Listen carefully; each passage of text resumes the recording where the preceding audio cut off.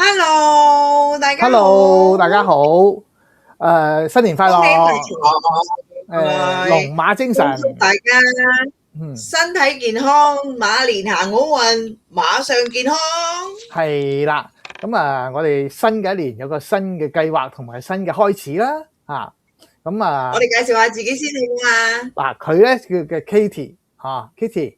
咁我叫我咧叫 Kitty，我叫 Silas，係啦，係啦。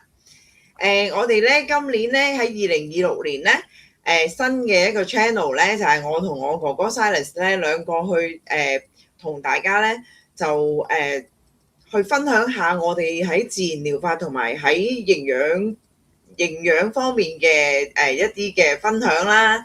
咁所以咧就做咗呢個 channel 出嚟啦，就叫做 S&K。係啦。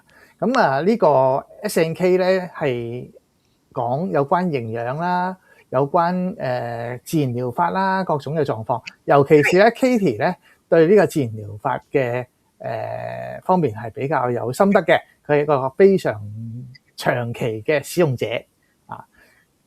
係，我係一個自然療法用家，咁我就會將我自己嘅經驗啊，或者我身邊朋友嘅經驗咧，同大家分享嘅。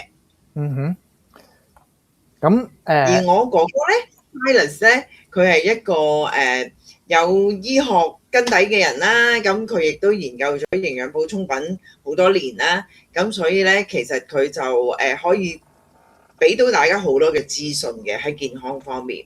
咁佢自己咧亦都有一個自己嘅屬於佢嘅 channel 啦，就叫做 Silas 營養天地，係啦。咁如果大家咧有興趣想知多啲對身體有好處啊，或者係對醫學有興趣嘅朋友咧，都可以上佢個 channel 度咧去睇下佢拍咗嘅所有嘅片嘅，嗰度有成百幾條片㗎。係啊，有國語嘅，亦有廣東話嘅嚇。係啦。嗱，咁今日咧，我哋講啲咩題目咧？事不宜遲，即刻同大家講下。我哋俾張圖大家睇下先。係啦，咁呢張圖咧一睇咧就係最熱最近最 hot 嘅嘢嚟㗎啦嚇，係啊！你可以見到咧就係美國膳食指南嘅大革新喎。咩叫大革新啊？即係話大革新啊！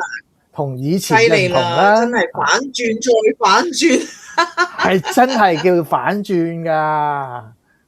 嗱，以前咧就有一個叫做食物金字塔嚇，係已經30幾年嘅喎。佢點樣嚟㗎？其實食物金字塔咧，以我所知咧，並唔係美國發明嘅喎。係啊，咁係邊度發明㗎？而係咧喺邊度發明？係瑞典啊！哇，喺瑞典啊，估唔到喎！竟然係瑞典啊！係咯，咁係喎，原來咧，瑞典點解會發明呢個食物金字塔咧？原因咧，佢哋喺大概1970年至72年咁上緊啦。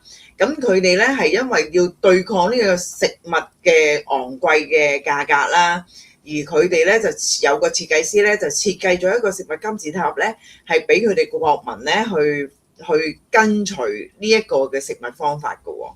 係啊，咁點解最後喺美國公布一個咁嘅金字塔出嚟咧？咁美國咧就見到哇竟然咁啊！咁我又攞啲錢出嚟，又用啲時間去研究下呢個食物金字塔啦。咁佢哋咧美國嘅美國農業部咧，佢哋喺1992年咧，佢哋就正式將呢一個嘅食物金字塔食物嘅文化嘅方法咧，係去公佈俾全世界嘅。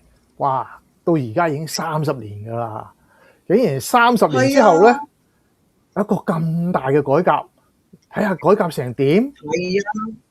係啊，但係咧喺講呢個食物金字塔改革之前咧，我都想同大家分享下，因為我喺揾資料嘅時候咧，我發現原來全世界唔係淨係得一個食物金字塔嘅。嚇？仲有㗎？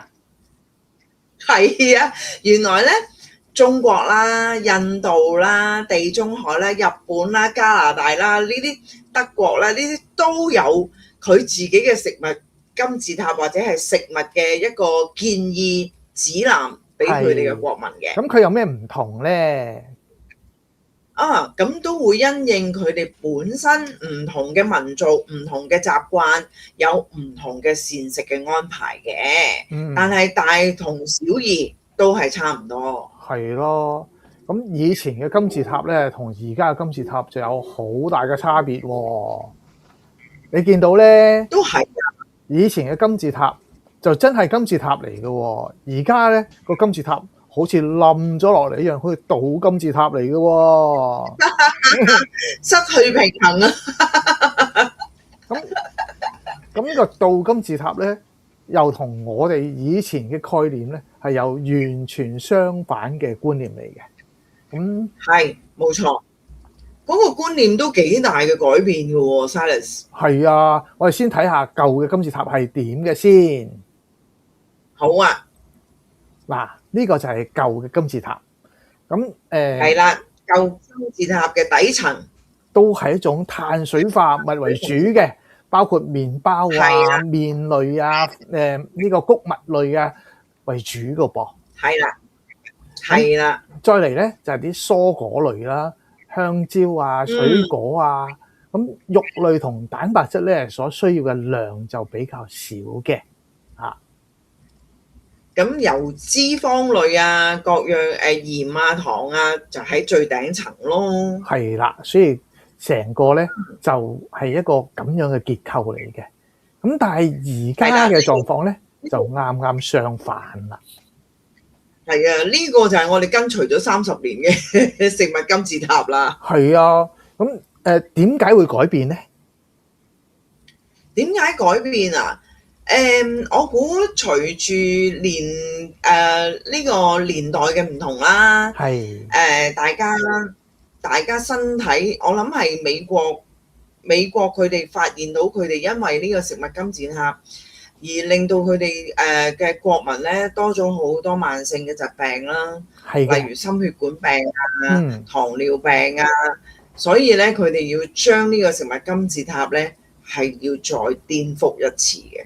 係啦，咁所以咧呢個新嘅食物金字塔咧，佢哋係認為要使美國人咧係再次健康嘅一個話題嚟嘅。咁即係話希望藉住呢個建議咧，係使到美國人咧係唔使睇咁多病啊，因為其實原來好多嘅呢啲嘅金字塔嘅為咗使到消費力減少，人民消費嘅狀況裏邊咧，係反而造成咗政府付出更多嘅醫療費用嘅，所以個醫療壓力好大啊！佢唔改都唔得啦，因為美國人真係好多都其實個心血管問題係好多嘅。好。咁咧，我哋睇下呢張圖啊。呢張圖咧，其實同我哋講啊，同人體啊，我哋本身人嘅組成成分水佔咗60%到70%，咁但係咧蛋白質咧，你覺得係佔咗幾多咧？大概啊，以我所知嚇，如果錯咗，你指正我啊。OK， 16至18度啦。係啦，咁脂肪咧？脂肪大概10。係啦，咁大概10，哇，真係有去查資料嘅人嚟㗎嚇。咁另外咧，我哋嘅維生素啦、礦物質啦嗰啲咧就係4到6%嘅。咁真係碳水化合物咧，只有3到4%嘅啫噃。係啦，咁呢個部分咧，如果依個人體嘅一個組成嘅狀況，同呢個金字塔正金字塔，即係30年嚟嘅金字塔咧，係相反嘅。咁你睇下咧，呢個正金字塔啊，底下係碳水化合物嚟嘅喎。咁咁我哋人體裏邊啱講啦，大概只有3到4%嘅碳水化合物，係咪？咁點會係一個最大吸收量咧？咁其實係一個非常大嘅謬誤嚟嘅。咁第二個部分咧就係有關蔬果類啊，或者係脂肪蛋白質類嘅嘢。咁蔬果類你可以見到咧，新嘅金字塔裏邊咧就講啦，呢個蔬果類係同呢個蛋白質脂肪係同等重要嘅。係。咁另外咧，蛋白質係要吸收量大過呢個碳水化合物係好多好多嘅，所以佢最上層嘅最大嘅面積咧，都係一啲脂肪啊，或者係蛋白質嘅嘢嚟嘅。咁呢個先係符合咗人嘅架構，人體嘅架構。所以喺呢個部分裏邊咧，係一個應該去改革嘅一個狀況。係。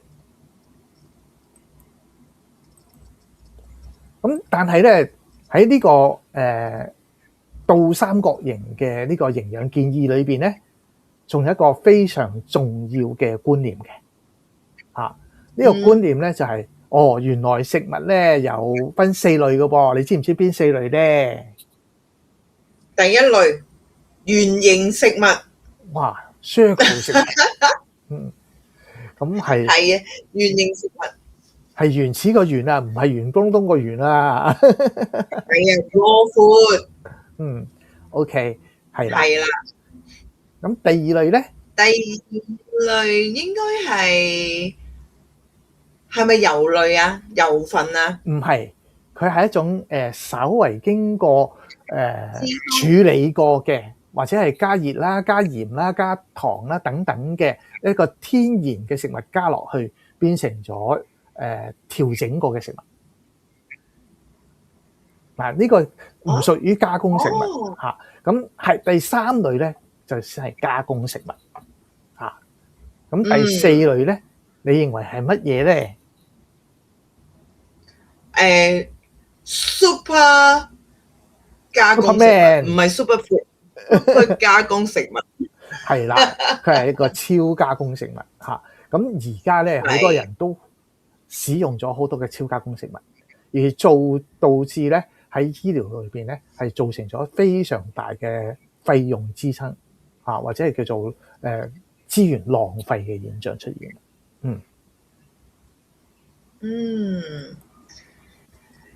而以我哋所知嘅超加工食物咧，其實咧都有好多種㗎喎。係啊，譬如我哋知零食啊，你中唔中意食薯片㗎？超級中意。蝦片咧？可樂加薯片啊，係咪超毒啊？嗱，薯片啦、蝦片啦，呢個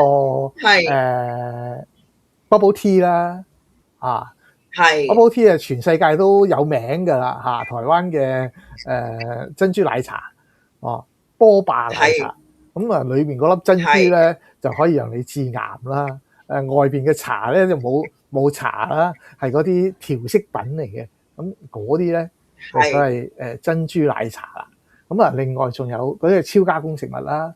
咁啊，仲有啲紅黃藍白黑各種彩色嘅呢個營養早餐你可以見到嗰啲好似麥片，但係佢係粟米片嗰類嘅嘢。咁啊，對細路仔嚟講咧就好吸引嘅，但係實際上咧佢係一種超加工食物咁對人體嚟講咧係有一定嘅影響嘅。同埋對小朋友嚟計咧，食咁多加工嘅食品咧，對佢哋嗰個叫專注力都會出現問題。佢裏邊有好多食物嘅添加劑包括咗所謂色素啦人工色素。人工色素裏邊咧有一種叫做日落黃咁佢個黃色咧係特別會造成致癌或者係造成呢個多動症自閉症嘅原因嚟嘅咁喺英國做咗同樣嘅實驗啦，就證明咗有咁嘅狀況出現嘅。咁所以咧喺呢次嘅美國嘅營養建議裏邊啊，係用原形食物為主啊。咁原形食物咧，我哋睇到呢張圖咧，裏邊有雞蛋啦，有肉類啦，有呢個豆類啦、花生啦呢啲嘅嘢嘅。咁其實有牛油果啦，係啦。咁佢講乜嘢咧？咁其實咧就話蛋白質嘅重要性喎。啊，咁剛啱講啦，阿 Katie 咧可能就揾到啲嘅資料就話，人體大概需要16到18% 嘅脂肪呢個蛋白質嘅喎。咁呢啲嘅蛋白質對人體咧有幾重要咧？你知唔知啊？我諗咧，我估咧，我覺得蛋白質喺人體入邊咧，佢佔嗰個比率咧，嗱除咗水之外咧，佢已經係最多啦。咁我覺得好多我哋嘅身體嘅器官啊，甚至乎係血管啊，周圍啦，可以咁講，我哋嘅細胞啊，可能都需要蛋白質㗎喎。係啊，咁我哋聽過有氨基酸呢樣嘢嗬。咁其實咧，蛋白質咧就係從嘅最基本單元咧就係氨基酸。嗱，氨基酸有20幾種嘅喎喺人體裏邊。咁呢啲氨基酸咧組變成一條長鏈或者一個好複雜嘅一個結構嘅嘢咧，呢個就係蛋白質啦。咁呢啲嘅蛋白質喺我嘅皮膚裏邊有一個叫膠原蛋白喎。嗱，好多靚女就中意膠原蛋白噶嘛，係咪？我想問下，你講開膠原蛋白呢一樣嘢啦，我想問下，膠原蛋白係咪入於喺呢個蛋白質裡面㗎？佢係咪佔喺蛋白質入邊佔30% 嘅？係啊，喺我哋皮膚度咧，如果冇膠原蛋白咧，我哋本身嘅皮膚咧就會乾燥。如果我哋膠原蛋白喺個骨質裏邊冇膠原蛋白咧，我嘅軟骨組織就會枯萎嚇。所以膠原蛋白係好重要㗎嚇。咁除咗膠原蛋白之外，我哋嘅酵素全部都係蛋白質嚇。咁包括咗胃蛋白酶啦、胃脂肪酶啦、胰臟嘅蛋白酶啦、胰脂肪酶啦，甚至我哋嘅唾液裏邊嘅所謂澱粉酶，其實裏邊都係蛋白質。口水都有蛋白質嘅，原來係啦，即係口水多過浪花嘅時候咧，個蛋白質都幾多嘅。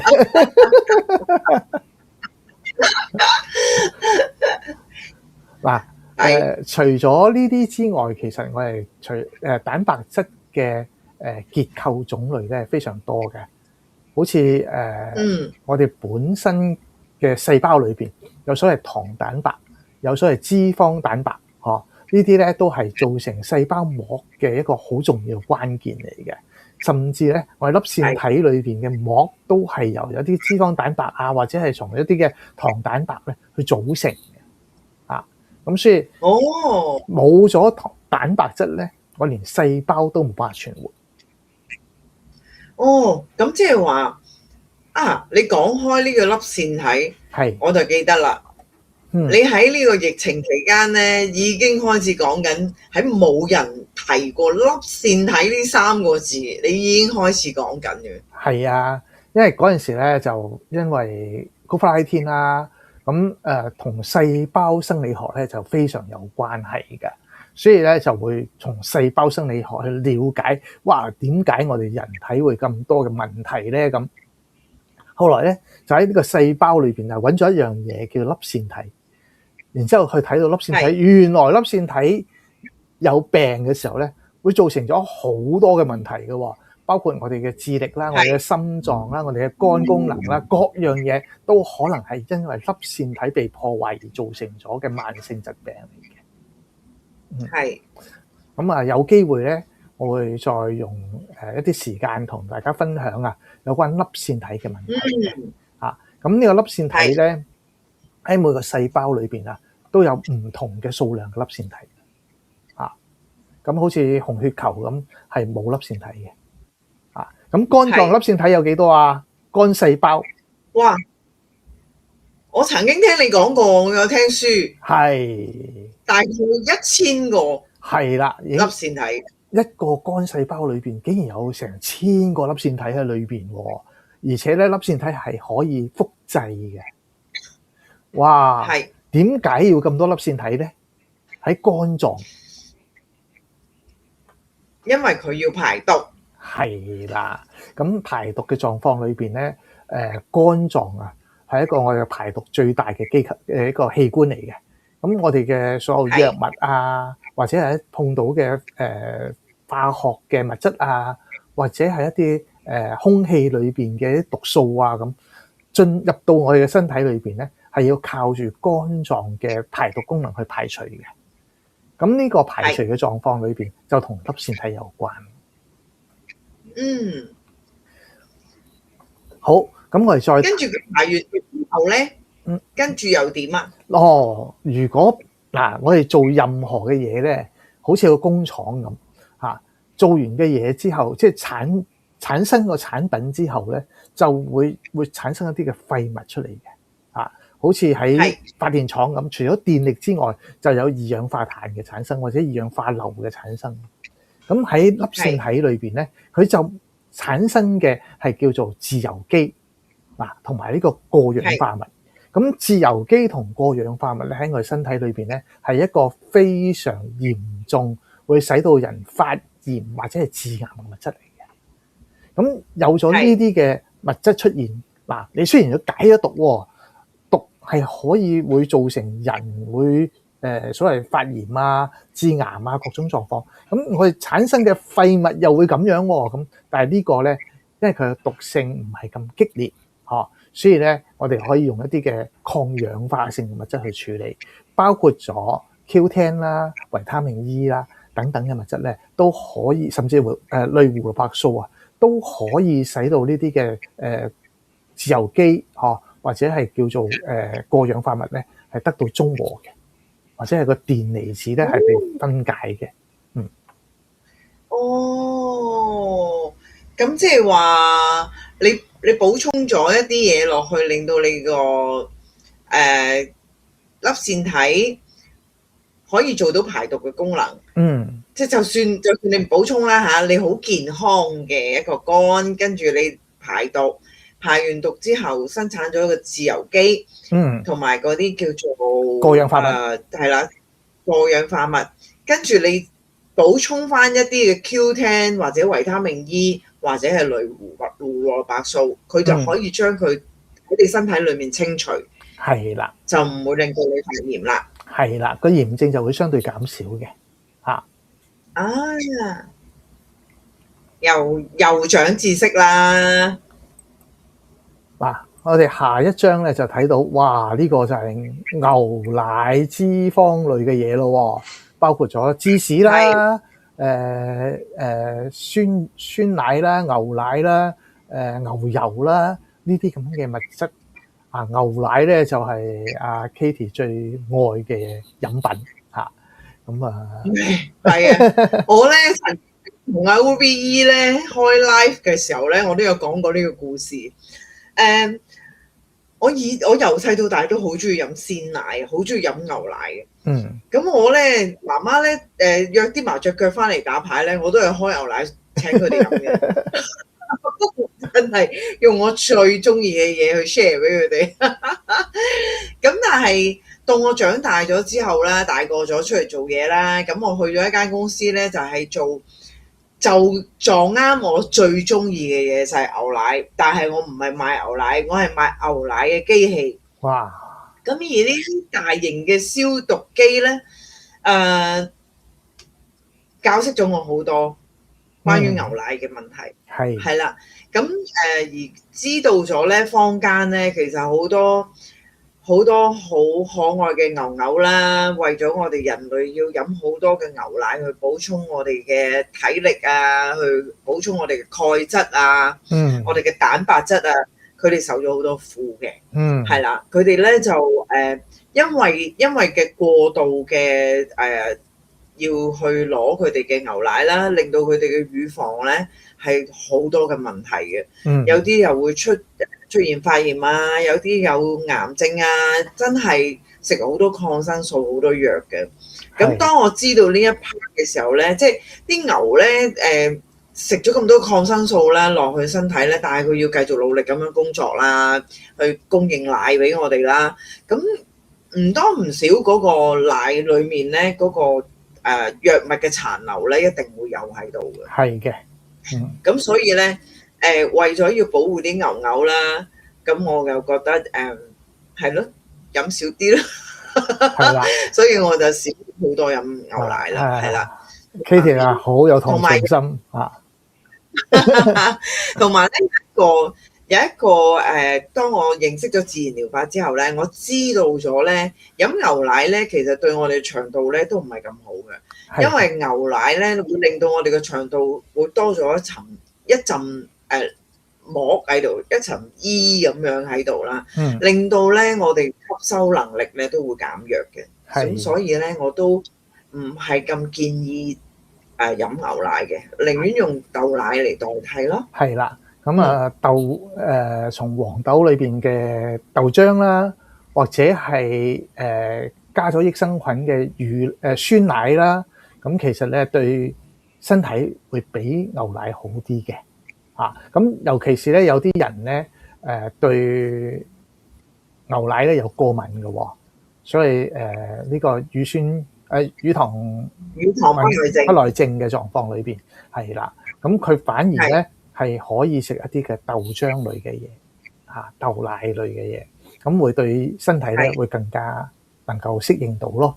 咁但係咧豆奶又好啦，或者係牛奶又好啦，咁牛奶尤其是喺20年前就提出咗所謂嘅脫脂牛奶咁呢個脫脂牛奶咧我從開始我就同啲家人講同其他朋友講話，如果係飲牛奶咧就飲全脂牛奶，唔好飲脫脂牛奶嘅。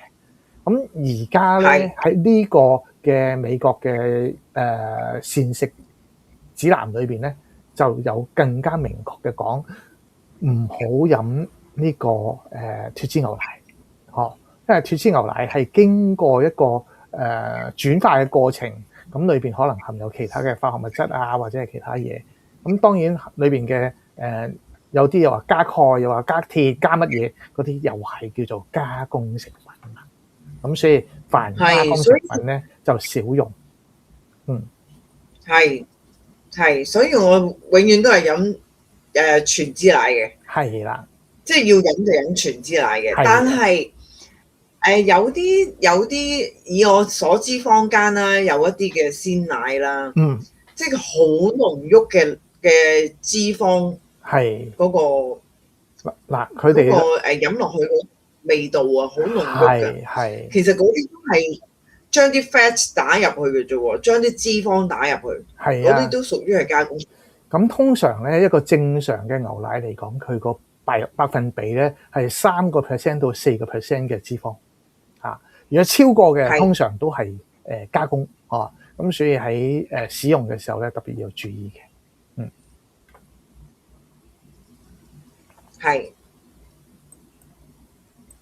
咁牛奶咧油類啊，啱啱講嘅應該我係上翻上面嗰張咧，就係講到除咗脂肪之外，講到油嘅嘢嘅。咁油咧有好多人話我哋食嘅係植物油，一定係好健康嘅。咁喺30年前咧都提出咗，我哋食啲所謂花生油啊、米糠油啊，或者係其他嘅葵花籽油啊嗰類嘅。咁但係咧最近喺呢個嘅美國膳食指南裏邊咧所講嘅油咧，就講到豬油、牛油、雞油、椰子油，甚至係呢個牛油果油，都係好嘅油。但係就冇講到花生油、葵花籽油嗰啲噶咯喎。咁但係橄欖油咧都係唔加熱嘅狀況裏邊用作為沙律用嘅好嘅油嚟嘅。咁講到豬油啊，其實豬油喺中國嘅呢個本草綱目裏邊咧曾經寫過喎，你知唔知道啊？係咪？我都唔知喎，但係咧，係啊，你可以繼續講啊，繼續介紹下啊。係啦，咁喺呢個《本草綱目》裏邊講到咧，就話豬油本身啊係可以幫助細路仔開胃嘅喎。咁我哋細個嘅時候有食過所謂豬油拌飯啦，咁係啊，豬油撈飯，哇！一食豬油撈飯就可以食2-3碗啦，咁真係叫開胃係啊，真係好好嘅。味。咁另外咧係對肺部好嘅喎，即係話對一啲人咧又產生咳嗽啊，或者肺比較弱嘅時候咧，食豬油咧係對個肺功能上有提供更好嘅一個幫助嘅咁哇！係，以我所知，你有個古仔喎。係啊，等陣間我哋再講下。咁豬油仲有一個功能咧，就係排便啦咁因為咧係腸道潤滑嘅時候咧，排便啊，尤其係宿便嘅排除咧係更加容易啲嘅咁喺過去曾經有一個朋友啦，咁佢身體咧就比較瘦小而且係好注重所謂健康㗎喎。佢之前哇講到食油咧，哇！你叫我食油女有冇搞錯啊？油咪會造成咗心血管會有問題，我有高血脂嘅喎，好容易我唔食咁多油嘅。哇！點知咧就肌肉萎縮啦，腸道唔好啦，呼吸道又變差啦。點解我咁嘅狀況咧？咁我話好簡單嘅事情啫，你食豬油啦，一日食1茶羹豬油，1茶羹一個 teaspoon 嘅狀況。咁食咗之後咧，竟然有改善喎，佢覺得好奇妙。開始食肉嘅能力增強，即係話有慾望去食嘢。咁第二個咧就話，身體裏邊嘅一啲好似呼吸道或者係個肺功能上又好似好咗啲喎。咁跟住咧啲皮膚原來咧就比較乾燥嘅，咁到又變成咗潤滑咗喎。哇！原來食豬油咧對人體其實吸收係相當好嘅。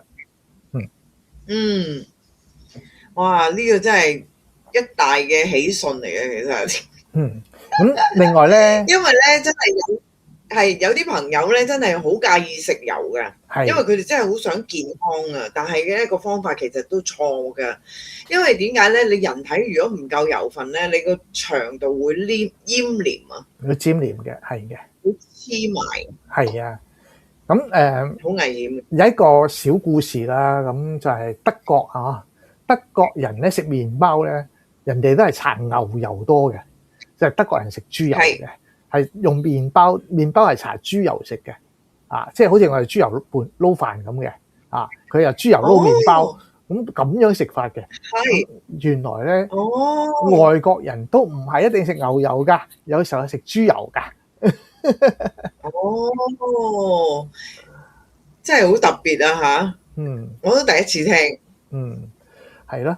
咁豬油其實咧喺我哋身體裏邊咧，就唔係好似學術界咁講話，哇！如果我哋食豬油咧，就會造成咗血管堵塞啊，或者係有啲問題啊咁。咁喺美國今年嘅一個膳食指南裏邊就講到啦，牛油、豬油、雞油都可以食嘅，咁呢個椰子油啊，或者係牛油果油啊，咁呢啲冇問題嘅咁。但係咧，佢就冇講到另一樣嘢嘅喎。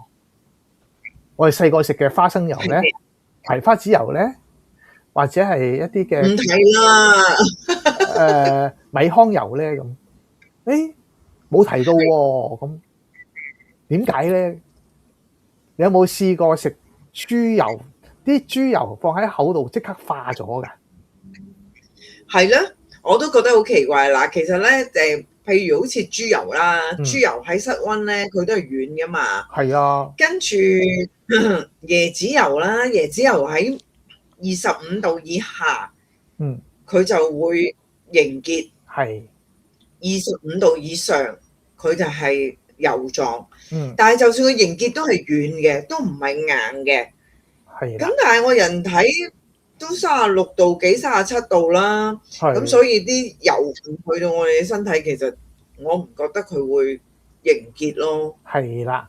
咁尤其是喺牛油同豬油嘅比較裏邊咧，豬油嘅軟化或者係佢本身更加容易被吸收嘅，更加冇咁硬嘅。你可以見牛油有時候你要加熱佢先會溶解，但係豬油咧係喺正常睇溫度之下咧，佢都係軟彈彈咁嘅一樣嘢嚟嘅。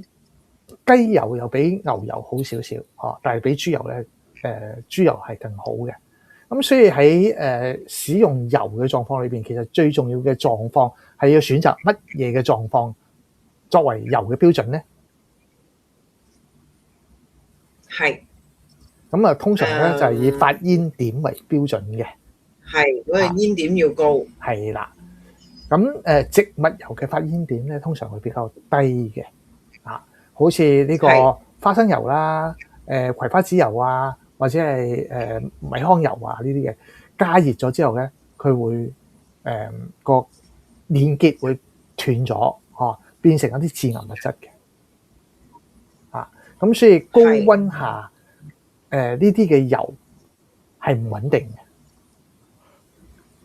咁唔穩定嘅狀況裏邊咧，我哋細個嘅時候睇廚房個牆最清楚。你記唔記得啊？我哋細個嘅時候嗰個牆，記得哇，沙櫃啊嘛，個沙櫃啊，個牆壁，我哋嗰個瓷磚，全部都油嚟嘅喎，摸落去咧，細個唔識驚嘅真係，摸落去黐粒粒咁樣，哇！阿媽話：哇，成個屋企咁黐粒粒點算啊？咁我哋咪用水去用啲咩啊？洗潔精啊！呢個沙粉啊，去磨去擦嘅，去洗嘅，最後結果點咧？係啊，但係點整唔甩嘅。係啊，咁啊，如果呢啲嘅油咧，喺我哋都知用咗一個好奇特嘅方法去處理喎。係啊，好細個嗰陣時候乜都唔識啊，就見到屋企有油啊，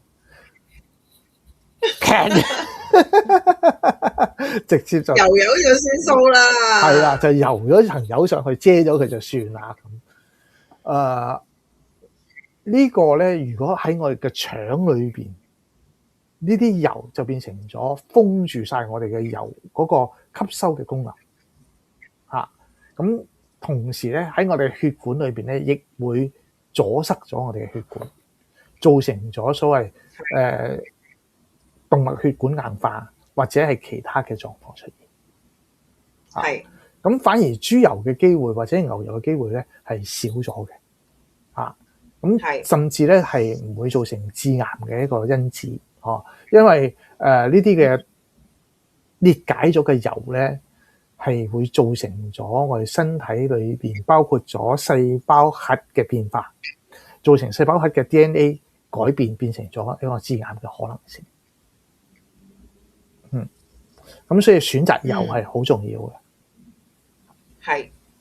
咁講完選擇油啦，咁再睇下咧，我哋以前嘅金字塔底部最多嘅嘢，碳水化合物。碳水化合物。咁碳水化合物以前食咧，都會食一啲嘅精緻米啦。哇！呢個泰國米啊，夠白夠。以前多數都係食白米㗎啦。白米係要一粒粒啊，可以煮起嚟又香又好食嗰啲。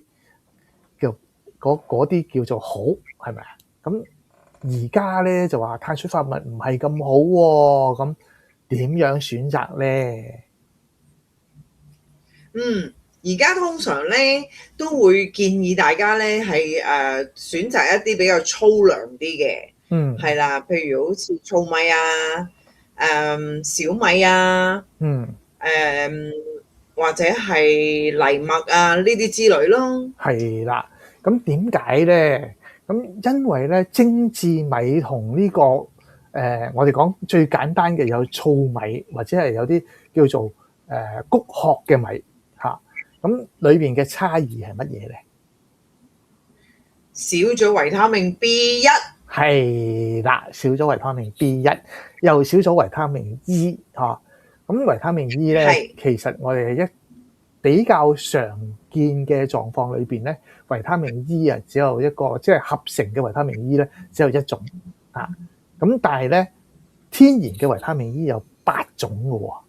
咁對心血管方面咧，即係之後單一嘅維他命 E 咧，佢係即係合成嗰種咧，係可能對人體嘅雄性激素會增加，但係合成即係天然嘅8種維他命 E 裏邊咧，係有一啲嘅會幫助心血管改善嘅嚇。哦，咁所以而家好多人嘅慢性疾病，好似心血管疾病啊、高血壓啊咁同食白米係有關係嘅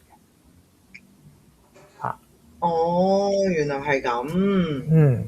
咁除咗維他命 E 之外，咁呢同埋維他命 B1 之外咧，佢有好多嘅纖維素喺裏邊嚇。呢個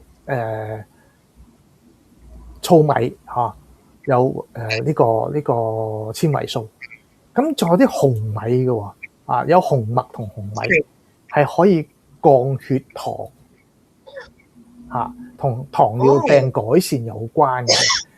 咁啊，呢啲嘅紅米同紅麥嘅狀況裏邊咧，因為裏邊有花青素啊，咁所以我哋食嘅呢個碳水化合物嘅時候咧，選擇就一定要食一啲比較原始性嘅哦，咁即係比較精緻嘅米、精緻嘅糖、精緻嘅鹽都唔係咁好嘅嘢。係。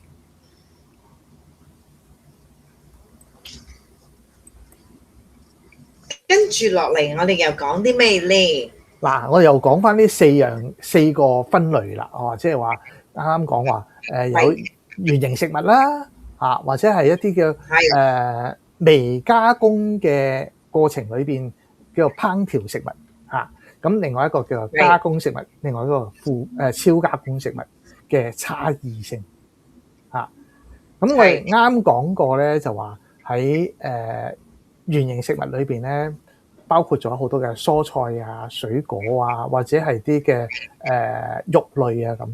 嗱，肉類裏邊咧，牛肉係好特別嘅，牛肉可以半生熟嘅，即係3成、5成、7成咁樣去叫，哇！牛扒嚟嘅，哇，3分熟啦咁咁點解咧？豬肉唔得㗎嚇，千祈唔好豬肉3分熟。豬肉會令大家生蟲蟲㗎，唔好制㗎。咁啊，係啦，羊肉啊、雞肉都唔得嘅，因為要酵素。嗱，佢裏邊咧就有一種叫做 CoQ10 輔酶 Q10 嘅嘢嚇。咁輔酶 Q10咧對人體嘅活力係好重要嘅。咁所以喺食牛肉咧嗰個半生熟嘅狀況裏邊 ，CoQ10 嘅含量會高嚇。咁另外就係佢嘅鐵質會高嚇。咁喺身體裏邊咧都會帶起咗一個鐵質咧係會幫助肝臟排毒嘅喎。好多人唔知㗎嚇。佢除咗做血功能之外咧，佢係會造成一種叫做 P450嘅酵素系列嚇。咁呢個 P450酵素系列係乜嘢咧？係解毒劑嚟嘅，即係我哋身體裏邊嘅化學物質要分解嘅時候，就靠住呢個 P450色素嘅類系列咧嘅酵素咧去分解，將佢降解成一啲毒素比較低或者係可以藉住水去分解嘅毒素，就可以排出體外。咁呢個 Q10 裏邊咧，亦都可以增加呢個粒線體能量轉化嘅過程嘅。咁所以牛肉點解咧喺美國或者係喺歐洲好多人叫3分熟、5分熟嘅狀況其實咧係可以吸收更多嘅鐵質啦，同埋 CoQ10 嘅狀況。咁蔬菜類咧生食比熟食好，即係食沙律會比起食煮過嘅蔬菜嚟得好。咁因為好似維他命 C 咁，你只要油炒過咧，佢嗰個維他命 C 就被破壞。高溫之下維他命 C 被破壞。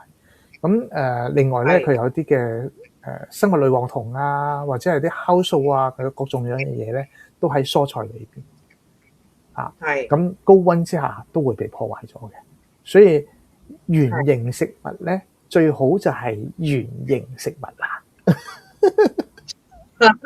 原形食物最好就係原形咁食。係啦。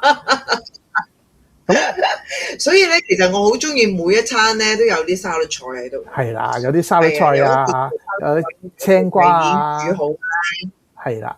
咁但係咧講到原形食物咧，亦都要考慮到原形食物1950年同而家嘅2026年嘅原形食物嘅差異。係。咁所以咧，嗱喺呢度咧就冇辦法同大家講咁多嘅。咁所以咧又開支票啦。喂，我本支票簿喺唔喺呢度啊？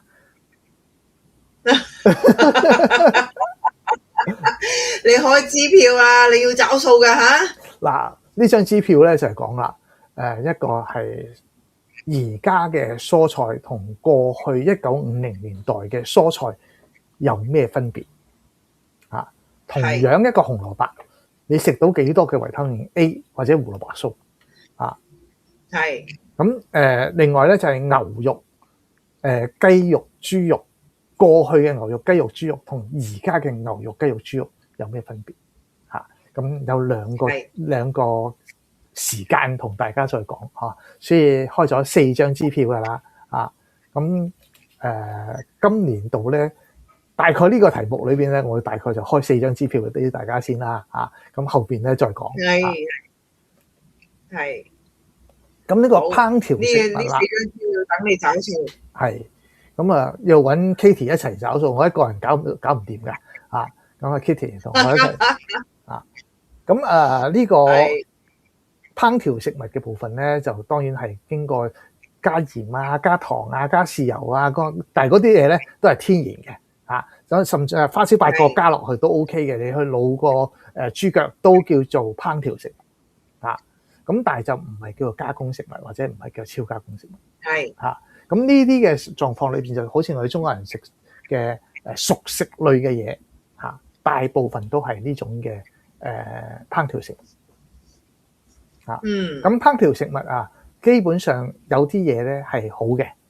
好似要用油煮過嘅嘢，番茄點食最好嘅？茄紅素先至會出嚟咯。係啦，所以番茄係應該炒過出咗啲紅色嘅汁。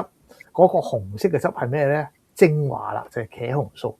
茄紅素咧就可以幫助我哋心血管呢個更加活化啦。另外咧就可以降低 LDL 嘅。咁我哋成日都話LDL 過高，食啲茄紅素啦。咁食啲炒番茄啦，咁就會日日食一次，咁你大概3個月就 OK 嘅啦。唔係就食下番茄炒蛋啦。係啦，咁對人體咧就會更加好。又有茄紅素，又有蛋白質，又有脂肪，幾好咧？係啦，咁另外咧就你睇下加工食物啦。加工食物嘅狀況裏邊咧，就係講到會加啲嘅色素啦，或者係調味劑啦。有好多而家我唔知防腐劑啦，一個崩散劑啦等等嘅狀況，係好多好多嘅呢個添加劑落去嘅。咁大概喺美國有2000幾種嘅添加劑。咁中國大陸咧就更多啦。整個腸粉嘅腸粉嘅粉劑，我都唔知咩嚟嘅，裏邊啲材料唔咩嚟嘅。咁但係嗰啲嘢咧，如果你睇下裏邊有好多好多唔認識嘅嘢，嗰啲咧就係添加劑嚟嘅。嗰啲好難讀嘅字啊，好難唔理解嘅數字啊，跟住前面有啲 E 啊嗰啲咧，咩二輪咩鬼嗰啲咁嘅嘢，二輪酸咩嗰啲咧，就大部分都係嗰啲咁嘅嘢。另外咧，好似再講咧就係魷魚啦，我哋細個嗰陣時喺路邊食魷魚，哇！啲魷魚好脆啊，其實裏邊泡過硼砂嘅，嗰啲咧叫加工食物，嗰啲唔係叫烹調食物嚇。咁所以要注意嘅就話加工食物裏邊有加咗好多嘅添加劑，呢啲添加劑係化學合成嘅嚇，咁甚至係都唔知從邊度嚟嘅，咁呢啲嘅嘢咧就稍為注意啦嚇。係。咁最後一樣咧叫做超加工食物。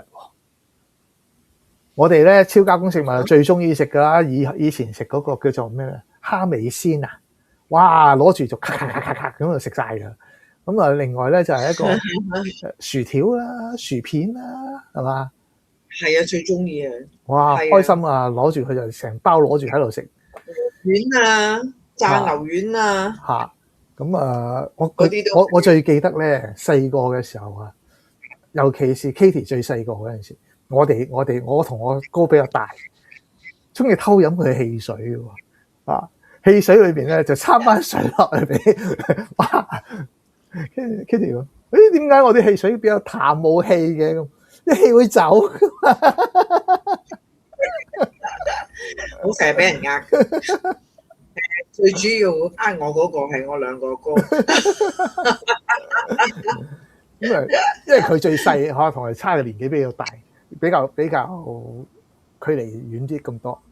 咁啊，好多時候咧就會用啲似是而非嘅嘢咧同佢講，佢就好相信啊！哇，阿哥汽水會氣啲會走嘅，係喎，氣會跑。佢哋將我對佢哋嘅信任咧投資俾佢哋嘅信任咧徹底毀滅啦！呢啲咩？嗱，呢啲係叫做超加工食物啊！咁我哋就再改善嗰個超加工食物為加工食物，因為加咗水，個水啊唔係加工食物嚟嘅。係好。咁咧我哋主要咧就話同大家分享咗呢4樣嘅食物嘅分類嗬，叫做 Nova NOVA 嘅呢個分類方法嗬。咁最重要咧，其實我哋喺身體裏邊咧講嘅就係蔬菜水果同呢個肉類咧係要平衡嘅。咁喺呢個倒金字塔裏邊咧就可以見到左邊係呢個肉類，右邊係蔬菜嚇，咁係一個平衡嘅狀況。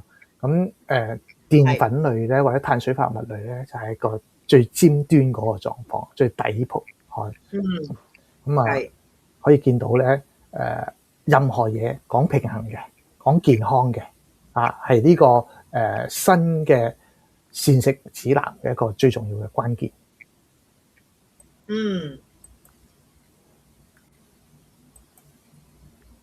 咁呢度又係講翻啦。我就好似曾相識啊！呢個係咪加拿大嘅叫做彩虹餐盤？係啊，咁但係主要就係講俾你聽，嗰個比例係幾多啊？咁要食幾多嘅蛋白質，幾多嘅脂肪，幾多嘅呢個蔬菜類或者係纖維類嘅嘢，另外咧就係幾多嘅碳水化合物嚇。咁呢個係一個好重要嘅關鍵咯。咁喺新嘅一個膳食營養指南裏邊咧，係同我哋走向同一個方向啊。加拿大同美國嗰個方向有相同性，同埋飲水係好重要㗎嚇，水同油都好重要啊。喺呢度裏邊見到水同油啊，啱講油嘅選擇，水嘅對身體裏邊佔咗60%到70%，更加係一個重要關鍵嚟嘅。係。咁最後咧，我哋再同大家咧就分享翻講呢個舊嘅金字塔同新嘅倒金字塔有咩分別啦？咁喺核心觀念裏邊咧就可以見到，佢嘅排列組合係完全改變咗嘅。咁以前以碳水化合物為底，咁而家以呢個蛋白質為主要，咁就有一個好大嘅差異啦。係。咁第二個咧就係講金字塔嘅結構，個結構裏邊都係啦，就係講蛋白質為主啦嚇。咁蛋白質嘅地位啊，以前係1.0到0.8到1.0，咁而家咧0.8，以前係0.8到1.2 1.0，至到1.6，係咯， per kg，係啦，係啊，咁每一個 kg 裏邊咧佔咗1.2到1.6 gram 嘅狀況裏邊咧，人嘅肌少症嘅機會先減少嘅喎。咁喺呢個金字塔嘅形式上，即係過去30年裏邊咧，就發覺咗肌少症嘅人係比以前多咗好多，主要係蛋白質缺乏。哦，係啊，嚇，係啊，喺蛋白質，因為食物均衡啊嘛，真係。係啦，咁喺嗯呢個新嘅倒金字塔出嚟現之前嘅文獻資料咧，都講咗㗎啦。佢話而家嘅狀況裏邊，如果係有肌少症嘅，至少要食1.5個 gram per kilogram 嘅一個狀況嘅蛋白質。1.5係咪啊？係啊，1.5。咁其實咧都係嫌少，有啲人甚至食到1.7、1.8咁滯嘅嚇，咁先可以補充翻減少肌少症。但係即係會唔會造成真係唔會令即係去到咁高啦？突然間加到咁高，係唔會令到個腎臟功能去負擔嘅係咪？基本上嚟講咧，蛋白質又分為2大類嘅，一個係動物性蛋白質，一個係所謂植物性蛋白質。咁動物性嘅蛋白質主要係從牛奶或者係叫做乳清蛋白出嚟嘅。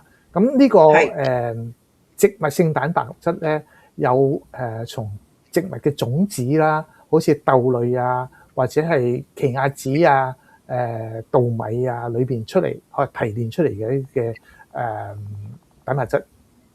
咁兩種蛋白質嘅差異喺邊度咧？咁呢個乳清蛋白咧，裏邊含有磷嘅狀況係比較多嘅。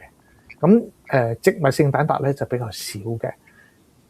磷多對身體有咩影響咧？咁嗱，其實咧喺呢個腎功能裏邊，磷偏高嘅時候咧，就會使到鈣同鎂嘅吸收會降低。咁喺身體裏邊咧，就會變成酸化嘅狀況會更高嘅。當然人體裏邊唔可以缺乏磷，如果缺乏磷嘅狀況裏邊，就冇辦法造成 ATP 啊、ADP 啊嗰類嘅嘢，或者係 GTP 咁。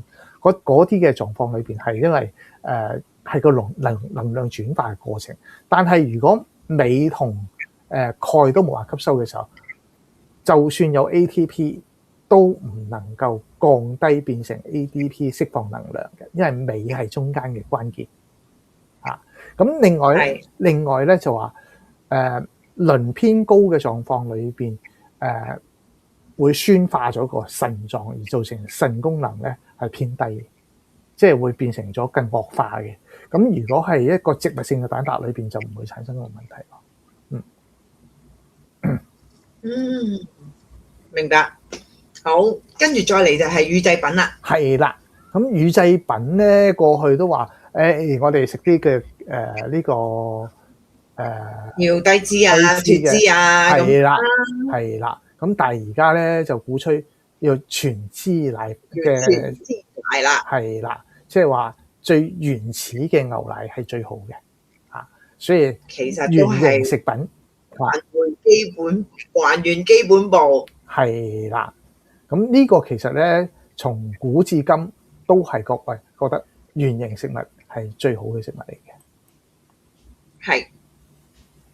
咁再嚟咧，我哋睇下咧呢張咧就講到話油脂類嘅脂肪嘅。咁過去講嘅都係講啲植物油啦。咁而家講嘅咧就話講啲食物咧嘅動物油都冇問題嘅。咁但係主要就係油嘅量要幾多啦咁大概一日大概係1個茶匙到2個茶匙嘅量係可以改善咗我哋身體嘅。但係過多咧，亦都可能會造成一啲嘅肥胖啊或者其他嘅問題。係。跟住落嚟就係穀物同埋碳水化合物。係啦，咁穀物咧同碳水化合物咧，以前係一個主要嘅糧食嚟嘅。但係咧而家咧就話你少啲食啦，最好唔好食啦咁啊，呢個碳水化合物嘅量只係話，因為佢會產生葡萄糖，對我哋嘅大腦方面嘅供應咧係 OK 嘅。咁但係咧而家其實我哋嘅消耗唔係咁大啊，所以能量即係體能上消耗唔係咁大嘅時候咧，我哋唔需要食咁多糖類嘅，唔需要佢碳水化合物類嘅。咁後邊嘅糖咧就講到啦，如果你去過美國、去過加拿大、去過歐洲食嘅甜點，你見到牙都軟啊！哇，咁甜嘅咁啊，真係唔夠膽食。係啦，咁啊一方面怕肥啦，一方面真係難以入口啊。咁所以喺甜果喎，係啦，咁所以糖分咧而家就減少啦。咁唔論係呢個汽水啦，或者係各種嘅糖、各種嘅飲品啦，裏邊嘅糖咧都要求降低喎。喺美國啊，咁尤其是可口可樂，有一個叫做阿巴斯糖，即係話人造嘅添加糖啊。咁呢種嘅糖咧，而家係盡量話唔好用呢種糖，改翻用蔗糖啊，或者係用呢個黃糖作為可樂嘅添加劑，即係話個甜品嘅甜嘅味道嘅來源。咁原因咧就話白糖本身對人體嚟講造成發炎嘅機會係好高嘅。咁另外咧就係阿巴斯糖咧亦會造成咗致癌嘅可能性。所以可樂千祈唔好飲絲露糖嗰隻啊嚇。係啊，你寧願飲 original 都唔好飲 zero 咯，真係。係啦，咁所以咧喺呢個觀念上有所改變。另外果糖裏邊嘅所謂粟米果糖更加唔可以用啊！粟米果糖喺我哋身體裏邊係冇辦法吸收嘅咁就會變成咗所謂脂肪咁另外咧亦會係所謂致癌嘅可能性係。咁最後咧就係睇到其他嘅部分咧，就話有好多嘅觀點上唔同嘅嘢藉住一個新嘅時代或者佢嘅新嘅建議嘅時候，會有好多唔同嘅聲音喺呢度咧，就大家可以再探討咯。係啦，所以咧，我哋今日咧同大家分享嘅咧就差唔多啦。咁但係咧就雖然啦舊嘅食物金字塔又好，新嘅又好，大家中意 follow 邊一個都好啦，都要因應每一個人咧唔同身體咧去處理嘅。係。咁只要你自己覺得食得健康，又夠運動，又夠飲水，咁其實咧身體都唔會差得去邊嘅。係啦，咁我哋今集咧就同大家分享到呢度啦。係。咁希望大家繼續支持。係啦。俾個 like 同埋 share， 同埋咧撳個鐘仔，我哋嘅係啦 like 咁咯，係啊嗱。咁好啦，嚟緊呢個禮拜四咧，我就會同 Ruby E 咧就喺HKTV Mall 咧有個 live 嘅。係。咁如果大家有興趣咧，入去 HKTV Mall 度支持下我哋啦。係。咁有興趣就去 Silas 嘅 channel 度 Silas 營養天地，去重溫翻佢之前所有嘅片段啦。好，今日我哋去到呢度啦，就要同大家講拜拜。拜拜。